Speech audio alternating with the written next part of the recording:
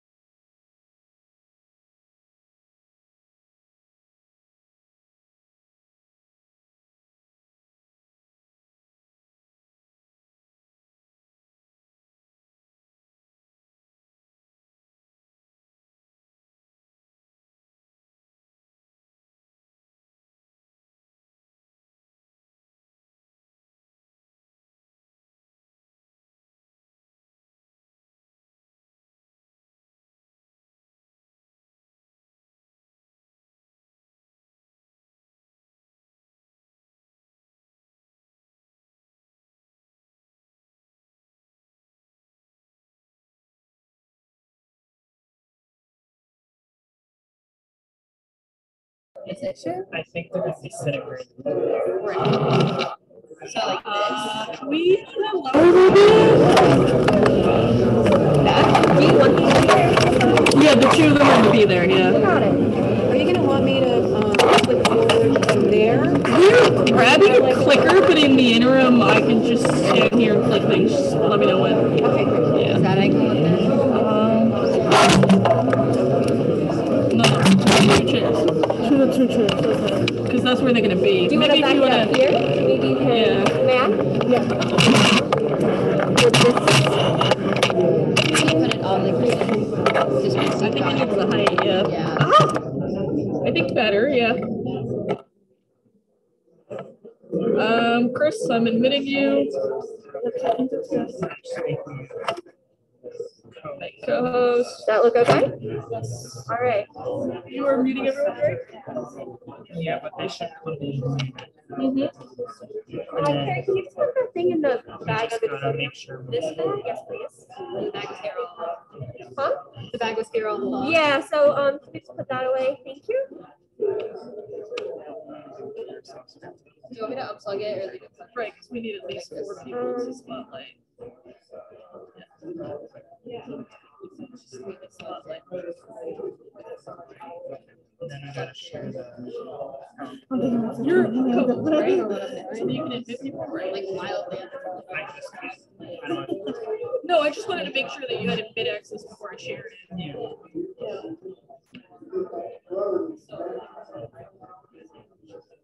And then I'm going to move this to here so that we see the view. And then if we get a clicker, great. Until then, I'll just stand here. Good job.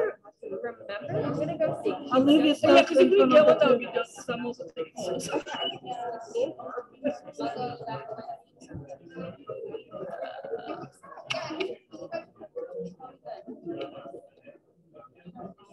Better?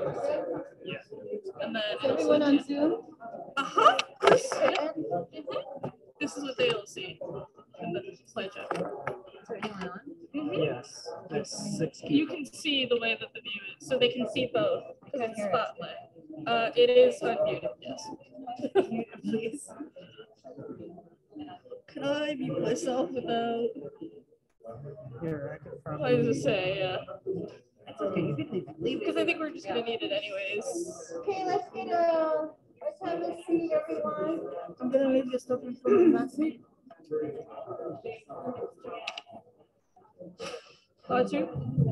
Okay, kids. Working, right? This should not be an issue. Come on, students. Okay, students, sit down. You're a big teacher. All the heroes. I'm afraid. And no one's sitting in the front row. What's wrong? Let's move in the front. It's a travesty. No, you can sit anywhere you want. So there is fresh coffee and water here. Some of you are feeling hot, some of you are cold, so you have both.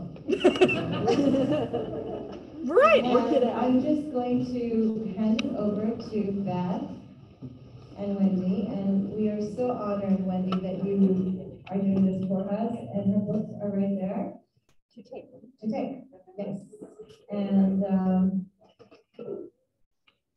we are going to try and shoot for 30 minutes, and then we're all going to walk. And then we're going to do Well, I guess that's Yeah, we're gonna cram in, Elaine and I will go so that there's not a front session. okay. Yours will be standalone when you go to our. Okay. So we are going to do a half an hour, and then Wendy is going to present her archival guide, which she created, which is fabulous. I see some of it. And then, what's after that? A break. A break again. Take it to check. So here you go. And it's okay if we're sitting here? yes, so we have the camera facing both of you, and you'll be able to, why is the, that's the question. Why is that showing a difference? I actually saw it.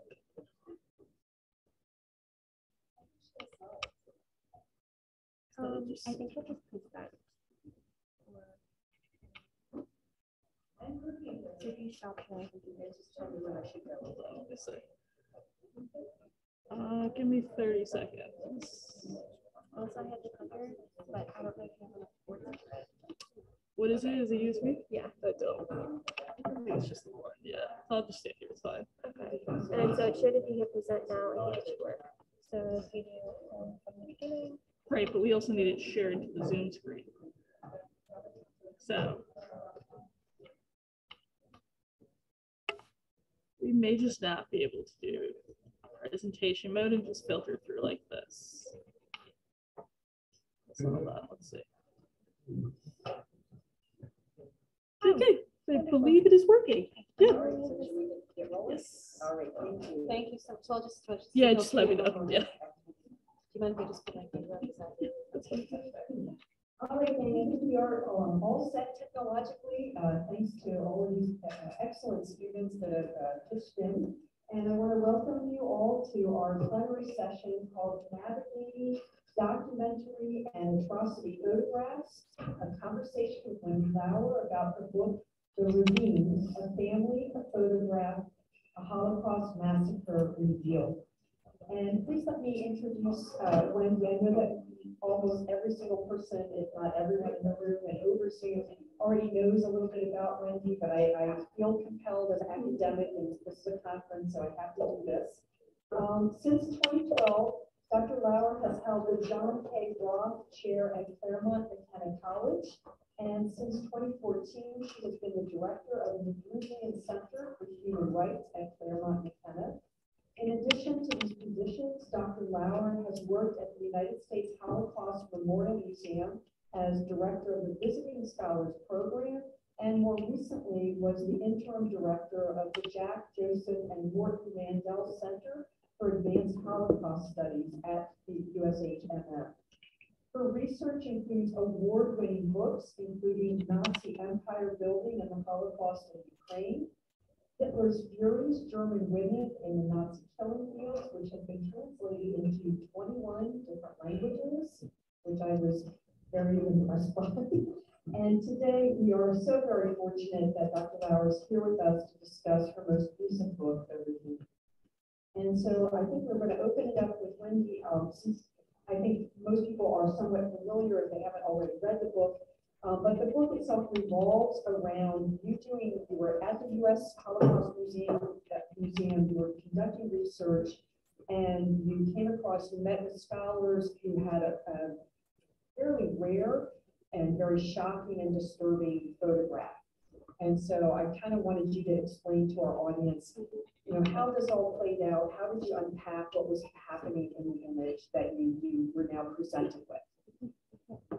Thank you so much. So I'm just going to give you some of the nuts and bolts of the book, because I'd really like to stimulate a conversation involving all of you, students and professors, everyone in the room and everyone on Zoom, in your engagement with atrocity photography as instructors and as researchers, and how we can best utilize this material, which is can be very problematic, and can sometimes open up conversation and sometimes shut it down. And so I'd like to also kind of learn from you about what your experiences of that, because that's what brought me to this book project. Years ago, I was teaching at the University of Maryland in Baltimore. My colleague Rebecca Bowling invited me to give a lecture.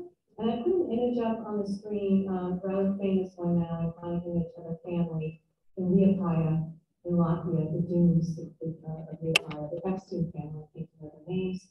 And they're standing, in a kind of a line, and the matriarch is in the center, and they're in their undergarments, and they're about to be escorted to a camping site and shot. It's actually it's a series of images that shows step by step their walk from the photograph itself that was taken by an SD officer, so we're looking at perpetrator's gaze, further act of humiliation, to the final act of humiliation, which is to be murdered and to be photographed while being murdered with your family. So I was using this photograph in my lecture on behind us within the mobile killing units, the so-called Holocaust bullets, started summer of 1941, and a student came up to me in class, a Jewish student, and said, you know, I'm uncomfortable with that photo. And my family, I have family who died in the Holocaust, and that could have been my grandmother. And it just, you know, he was right? And I just thought about it, and I'm talking about it today. This was more than 10 years ago. And then I went back to the museum and noticed the extent to which they use photography. And then the exhibit, you know, that as soon as you get off that first, the elevator, the first thing you can find with it is the Bergen-Belsen photos of corpses that you guys recorded.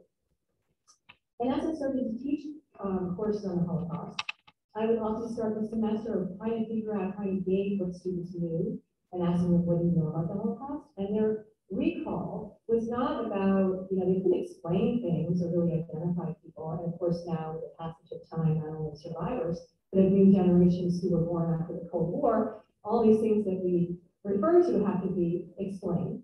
And they often just, you know, recall these images because of the world we live in, which is, you know, social media and image driven. And I started to think about visual literacy and the disconnect between recalling an image or a snapshot and understanding and knowledge. And how can we use these photographs because they're unavoidable. And some scholars have been, you know, this debate about choosing not to look or look, and Susan Dontalk and desensitization using the numbing effect, and Sharon Slavinsky's work on human rights and camera, which I use every semester, I highly recommend it. So we know that the camera and the visual is part of this, not only documenting atrocities, propelling humanitarian action, mobilizing communities. Think about the little boy who walked up, Alan Kurdi, on the beach of Bodrum, that changed German policy towards the immigration crisis, the Syrian refugees. And so we know the power of the image. We have typically, as scholars, used it to illustrate. Think about sometimes, I'm speaking of my own bias as a historian. You've got the manuscript ready to go to print, and suddenly you get the request for illustrations, and you scramble and kind of put them together. And often we do that, we don't have captions, we don't know who took the picture, we don't know who's pictured in it, right? That challenge.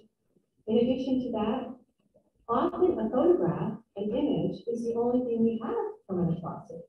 An entire community has been wiped out, and that just manages to survive.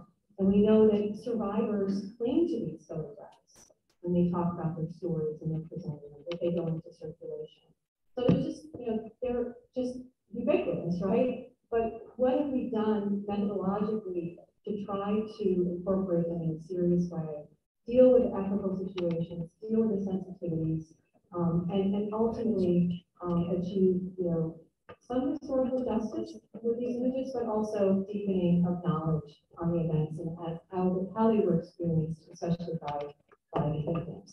So these are just some of the images. I'm not going to, with this crowd, I don't believe in this trigger warning, but typically in my class, you know, before I put up such images of corpses with kind of creative further, I do kind of pause and give people a space to kind of look at these and work with them and explain what they are. The broken out image, this man here on the left, the so-called last human beings on the bottom left here, probably going to take Wendy, I'm sorry, but the people in Zoom cannot hear you. You have to be a little closer to the computer. Is that possible? Oh, Can you do that? Yeah, they can see what you're showing. okay. I'm sorry, I apologize, but I feel like thank you so much. Well, I'm not sure, I can't really start over though, right? So we're looking at some of these iconic images that you're all familiar with. The boy with his hands raised from the Warsaw Ghetto, the liberation photo of Buchenwald below him. Elie Wiesel is pictured in the barrack. I was just talking about the so-called last Jew in Vinica, that man who's being killed. And actually, although we have a huge visual archive of the Holocaust, there aren't that many so-called, shots, images that show the actual act of murder, which is another kind of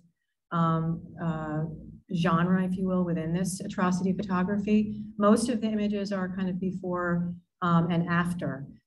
There's Anne Frank, of course, and then another photo from a mass shooting in Ukraine, and then these corpses in the Bergen-Belsen head here. So what do we do? And I thought that in the creation of this book, as I embarked on it, that I might actually, my big aspiration in a way, was to help students, including graduate students, have a kind of methodological primer on the kinds of research you can do with photographs and the kinds of questions you can ask of photography, the potential for discovery, and also the limitations, right? Some of the assumptions that we bring into these very images. Trying to go forward, and I don't have this is my computer, sorry. Okay, so this is the image that came to my attention in August 2009. I was taken October 13th, 1941 in the town of Mariupol, Ukraine, which is about 100 miles west of Kiev, historically a shtetl in the Pale of Settlement in the Russian Empire, taken by a Slovakian photographer. And we can see this image is very stable. It's composed, probably cropped, which raises another issue as far as the interpretation of this image by the photographer who develops it and has his own interpretation and message that he or she is trying to convey. But when I first saw this, I was struck by some of the features of it that popped out at me, given my own bias and also where the historiography was, where the scholarship was at that time. Memorial culture, I mean, the shoes in the foreground that remind us of the absence of presence, the presence of absence, why the shoes, the individuality of the victim, and also the magnitude of it when we think of exhibits at Auschwitz-Birkenau and the museum in DC, when we have piles of shoes. The environmental history that's part of the story of the Holocaust by bullets, the open air shootings, means that the terrain is scarred, means that the terrain is actually a source for us, that we can go back to these locations and do that kind of forensic work and inspect the landscape and see how it's changed. This was not a ravine, although the Nazis put nature to work in their massacres. They used swamps, they used these gullies, they used the forests, for instance, they used the ravines. And so that's important to understand the topography of genocide. And of course, some of these things, or many of these things, carry over into other cases of genocide where we do this kind of survey and mapping, and we look at the flora, and we look at the moonscapes that result in the terrain as kind of the changes with literally the burial of the mass victims and how that compression into the soil changes the actual vegetation is another kind of clue. And here, the collaboration, the story of collaboration now in the post-Soviet era of research, understanding this as European history, as far as participation of perpetrators, Ukrainians and Germans not speaking the same language and sharing in this act of anti-Semitic hate. I found out from the individuals who brought this photo to my attention that the photographer was Slovakian. So you have a Slovakian photographer, Ukrainian, German killers, and other onlookers. The ballistics, what's happening with the smoke, and does that indicate that this was a mass shooting? That kind of formation there, or the halo effect of the muzzle blast, simultaneous shooting that then opens up that space above the woman's head. And I apologize for this kind of clinical, step-by-step analysis, but it's also about trying to encourage in research and teaching, looking very closely, looking very deeply at what's happening and trying to parse out what's happening. But of course, not lose sight of the fact that the center of this photograph is a family, a woman there trying to shield another child on her lap, holding the hand of that little boy, the barefooted boy. And in this case, she's clothed, but in many other cases, the Nazis wanted to repurpose the clothing of the victims, and so they were nude. And that, raises a question as far as the kind of pornographic potential or the voyeurism that can kind of be elicited from these photographs when you're teaching with students. And we have nudity, especially female nudity, to be sensitive to that. So this is how kind of looking at the uniforms, I went through each kind of facet of the photograph to try to decipher what was happening.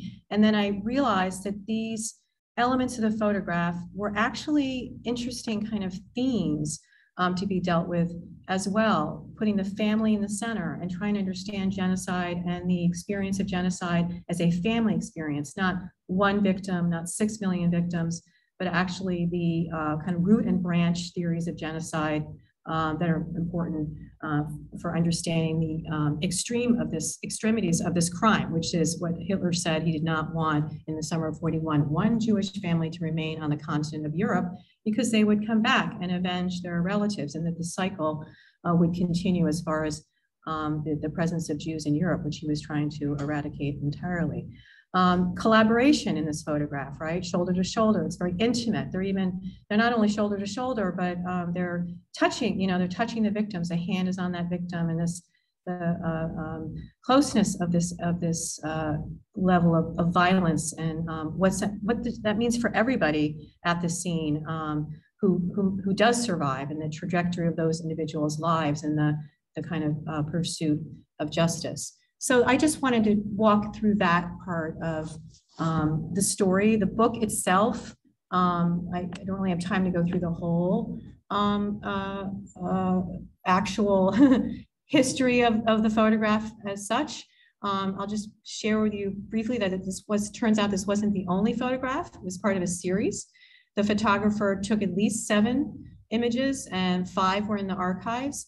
And that led me to the conclusion that photographers, and it wasn't an original conclusion, that they also have a message to convey. James Curtis, who's an important scholar of documentary photography in the US, has an interesting insight about visual testimony, and to think about testimony not only in written form, but as visual. In this case, it was an act of resistance.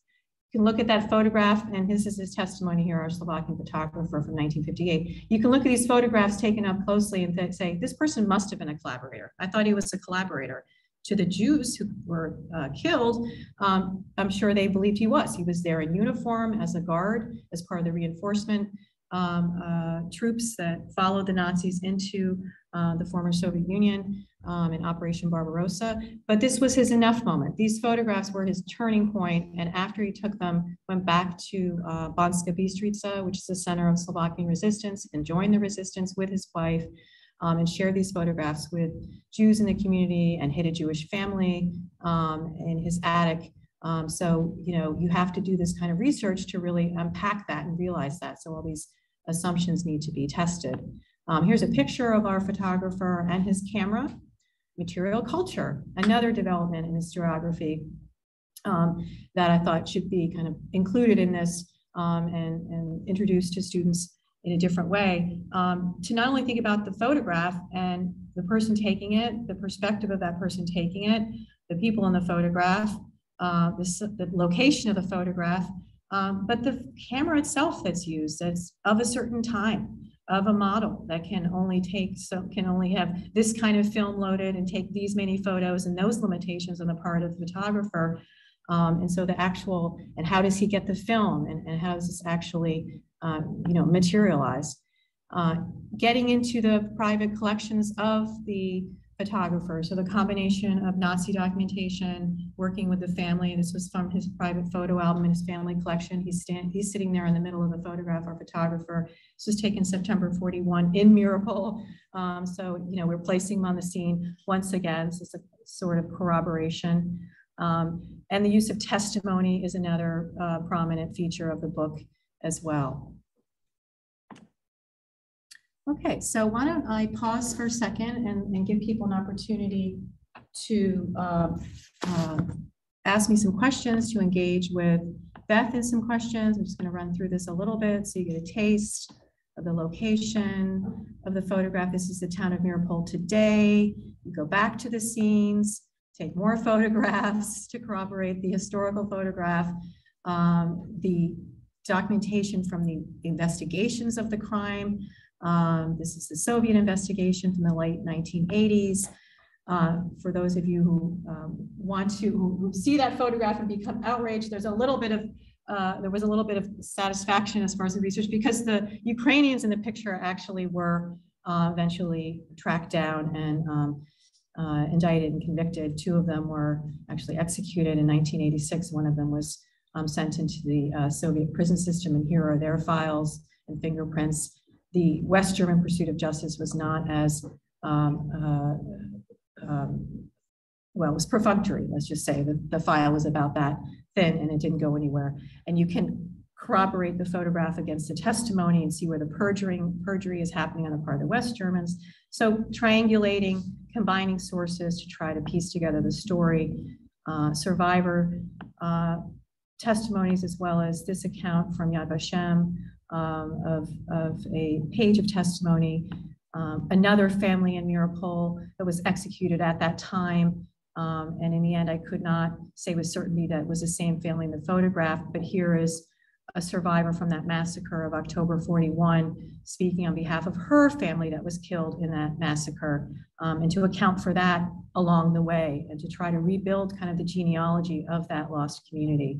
Go back into the field, and I went back with Father Desbois' team to interview Ukrainian witnesses as another source, go back into the actual crime scene and to see the remnants there. As I said, the landscape was forever transformed by that, and the remains that are still there, the bones that are still there, because the exhumation that the Soviets carried out was so rough with the use of these kind of tractors and bulldozers that they actually pushed the bones back up to the surface, which was another assault on that community. So.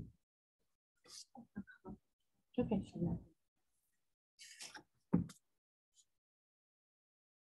So I think now, since Wendy already gave us quite an overview, and many of the questions that we had kind of talked about, she's already responded to, why don't we open it up and we can ask people that are here or over Zoom if they'd like to ask a question. And I think Minaz already has her hand up, so go. No, it's just, I mean, I just want to see how chilling it is. It is in Mariupol right now. There's so much going on. You know what I mean? The whole context of what you're doing. And I know you've been trying this for everything, but it's just such a chilling sort of view of what happened in your brain. And I think it's chilling to see that there were witnesses of bystanders.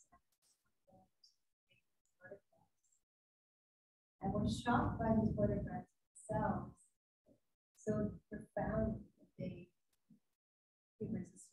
You know, I mean, yeah. There's just a sort of intimacy, a weird kind of timing about this book that I appreciate. It's not it's like, yeah, wow, you know, it kind of, it's fun. This photograph was taken in a town called Mirapol, and there's Mariupol, which is the city that was heavily bombarded, and the theater that was also bombed. Although we don't know the total figure, but we've seen the footage of that, of the families that were buried in the rubble of that theater in Mariupol, which is to the southeast of this location. This is just west of Kiev. But you're right. I mean, all this coverage today has been really to see that map of Ukraine on the nightly news and all these locations that I would always have to explain when I put the map out, you know, what the history is and what's happening. And now they're being subjected to another assault. And it's a kind of recurring nightmare, right? And that, you know, is in some ways those echoes and those, the fact that these images somehow seem familiar to us, that kind of recurring nightmare, is what we're all engaged in. Because I'm sure that some people, you know, see images like this even outside the history of the Holocaust. If some of our students, and as these mass atrocities occur, you know, that there's a familiarity there. I mean, that image of that family that the New York Times photographer captured that was trying to cross that checkpoint, and they had their suitcase, and I think there was an animal, a pet, in the right, and they're lying there on the ground, that family. And you know, what do you do with that? And how do you bring that into the classroom? And what are you trying to draw out of that image with your students, and to what end? Like when they leave the classroom, are you trying to, are they supposed to be haunted by that too, or kind of, you know, what do you do with the emotional reaction to that, the affect of what we teach, which is, you know, part of the challenge. I think Mark wanted to go. So I just love the book. I mean, there's so much to it, and we can certainly talk about atrocity, photography, images, but what also intrigued me as an educator is historical methodology. You take us along on this journey, and you're pretty honest about the successes and the failures and the frustrations. And I think a lot of us are probably archive nerds. And I look at this and I see there's a gap. When you first saw this image, there's a gap between its representation and the past, right? It's a huge gap. Who is in it? Where is it? What's it going? You slowly try to narrow that gap. And gaps between representation and what actually happened will always exist. You'll never close the gap off. But you get closer and closer and closer. And as we get to the end of the book, I thought it would just all come together. Of course, that was naive of me. And I think that's also a symbol of the Holocaust. The open gated wound and how we won't be able to ever close the gap. That's always true in history, but particularly the Holocaust. Then I started thinking about starting points. Where did Wendy start? You look at this image, you see it, I think you said the Holocaust, you first saw it. Where do you begin at that point? So you decide, I want to learn more about this, I want to investigate this. You've shown us a lot of different archival traces that you use to try to narrow the gap. Where did you begin? Well, I started with the perpetrators because I felt like, or I thought that clearly the victims died, because actually as part of the series of the images, we see them, the last picture, which I don't have up here, you can see them in the pit, and actually the woman is still holding the hand of the little boy, and they covered the pit. So I thought, well, maybe, you know, we just had a Sachsenhausen guard rather, who was convicted 2 days ago. And I was working on a case at that time. So I was kind of keen as a scholar of perpetrator studies to a large extent with German language skills and all that. I thought, oh, okay, if one of these killers is still alive, that's what we can do now. That's the top priority. And along the way, collect all this other information. And I should also mention that because this is a European story, I had to draw on a lot of resources because I don't read Slovakian. My Ukrainian and Russian is really rough, really rudimentary. So this kind of work entails bringing together teams and of specialists and interpreters, and that team we went to in Ukraine, Yahad and Unam, and they were there interpreting as well, and their film crew. So, you know, I'm proud of that part of our work as well. I wanted to kind of show off the methodology, but I also kind of wanted to brag a bit about how Holocaust studies, and with it kind of human rights work and genocide studies work, but it really has advanced because it has been inherently interdisciplinary from the start. I mean, when we look at the early records of the Holocaust and accounts, it's coming out through philosophy, literature. The survivors themselves go off into all these different fields. They go into psychology, sociology. So we're always kind of operating in that kind of realm. And in the museum field, that is kind of inherently interdisciplinary, the way these exhibitions are put together. And the institutions that support the fellowships, you know, everyone's coming around the table from different disciplines. So, you know, rather than speak about higher ed's aspirational kind of interdisciplinary work, we've been doing this and been doing it for a long time. So that was another part of this. But even with all that brain power and all those resources, you can't always get to the bottom of it. In fact, you mostly can. And I wasn't trying to end with that kind of ambivalence to discourage people. Because then the epilogue is a little bit of a meditation about the shoes and about, you know, bringing back the representation issues and the aesthetic issues and everything. But and in teaching, I think that's also something to be aware of in the classroom, that we're, you know, showing something like this can have students can have all kinds of reactions, not necessarily in the classroom, when they go back to their dorm rooms, when they're talking to their friends and so forth, when they're talking to their family members. And to always try to provide a space at the end to some breathing space for your students. And that might mean reading a poem. That might mean just being silent for a while.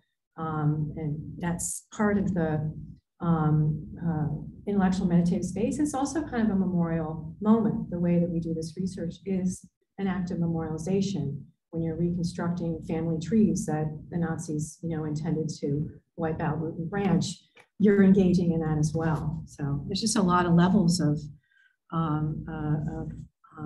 realities in this kind of work, I think. And in the end, Wendy, you did add over 400 additional names, I believe, to the historical record right through this research. Weren't you able to then add even more names of people who were murdered in that area because of your research? Well, just putting together archival pieces from Right. different locations. Yeah, just that kind of gathering effort, totally. because they're strewn across all these archives. And the photograph itself had been sitting in the archives until these journalists brought it to the museum in 2009. So it was never used in any kind of investigation against the perpetrators. And so, it was, whereas photographs are very important for justice in general, this one wasn't. And it could have been very useful, obviously. I think Rebecca and then David.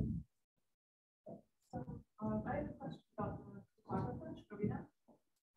And I wondered what aspect of this story did you find the most striking in relation to the creation of this photograph? A couple of aspects I tend to emphasize. First of all, the surprise of him, that being his kind of enough moment, that as kind of stable image like that, taken that closely to the action by a man in uniform. He was the company scribe, so he was allowed to have this camera, kind of, more than suggest that he was complicit, and he was, part of the invading forces. But he was 25 years old, and as I got into his letters and his private family collection and started to read the interrogations of him, because he was brought right in 43 and questioned about these photographs, and again in 58. So he was questioned 3 times and managed to outsmart each interrogator in like 2 different eras, the Nazi era and the Soviet era, Soviet Czechoslovakia. 25 years old, didn't want to wear a uniform, was, hated the fascists, and just got thrown into this horrific war of destruction. And as he was advancing with his unit, just another pogrom, another massacre, like, oh my gosh, just his discovery of that in his life, and how we have these young people in our classroom, young men, and, just to think a little bit more about what that means to be drafted and called into service like that, and what you might find yourself placed in. And he said that to his children, although he didn't show them these photographs. And I interviewed the children. He kept saying, you never know where you're going to end up in life. And they knew he was traumatized by the war, but that was kind of his one of his messages there. And he, after the war, he was very. And this is part of his character, I think, going into it, and this is why he joined the resistance and was so sickened by all of this. He was a fun-loving kind of hobby photographer, aspiring kind of artist, drawing these kind of fantasies and images and dancing around, having dance parties and making love to his wife in his dark room. And he let his kids hear that. And, so it was just like all the stories they had of him were just so, and of course they adored and loved their father. They have their own kind of bias, but it just didn't match up with that he would take that photograph to further humiliate the victims. And then he started that resistance campaign after that, and that was documented by the authorities as well. So to think about these photographers at these scenes and try to understand their plight and what they're trying to do with the tools that they have, which is in this case, the camera. And for all cases, right? So this is the Holocaust, but again, I like this book by Sharon Slavinsky, Human Rights in Camera, because it talks about the advent of the camera and the image, going back to the 18th century as this, propelling this kind of response and empathy And it draws on a lot of interesting theories as well about being a kind of global citizen. And I think that that's helpful for our students confronting the contemporary imagery that we have to process and try to figure out where to go from that image into some sort of taking on responsibility as a global citizen. Ethical responsibility. David, did you? Wendy, this book is about methodology, as you said, and I want to ask you two kind of methodological questions. First is, now that you've talked about the other photos that were with this, how did you think about the choice of focusing on one rather than focusing on the group as an album or in that way? Number one. Number two, you did all kinds of, you got a lot of theory, you talked about visual studies, media studies in some ways. Did you consult with intelligence people, with people who are involved in forensic anthropology or forensics, criminologists? Were there others, if you were to do the book again or a second edition, would you add any other methodologies that you would consult with or try to draw from to possibly expand this further?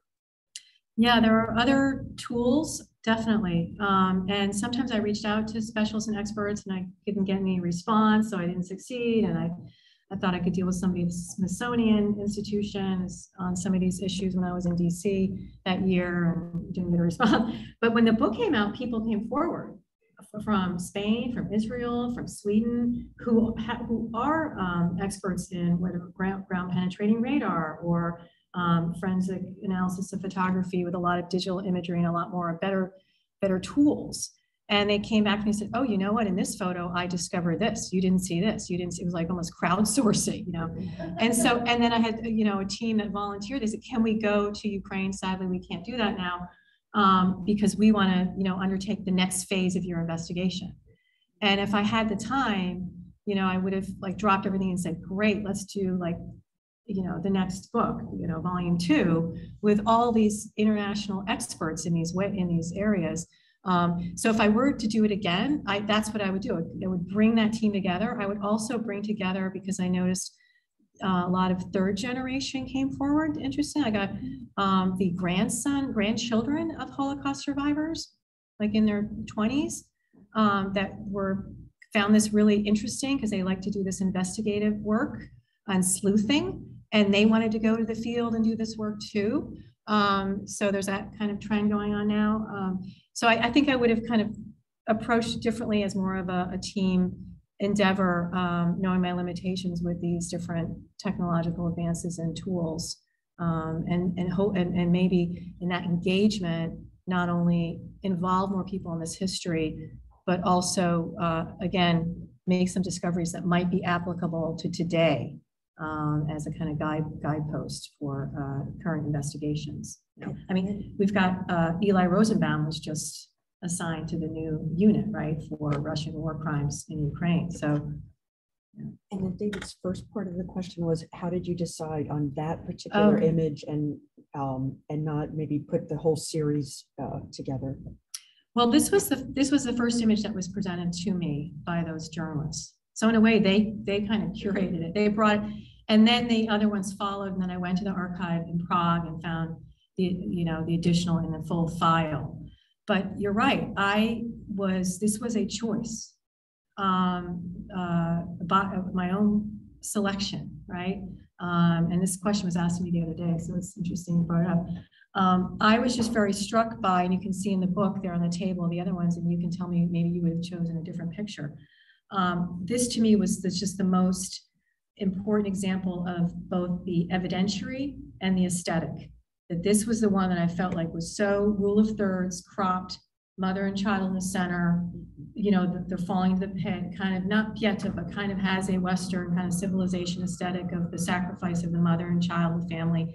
And that to me, given the attention that I think the photographer placed on this one compared to the way the other images appear, was the one that I wanted to focus on.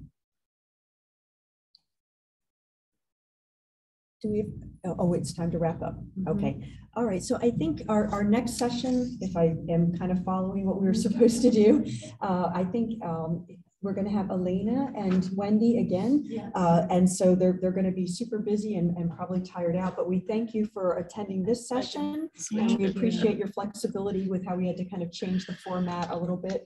But we'll hand that over to our next set of presenters. Thank you.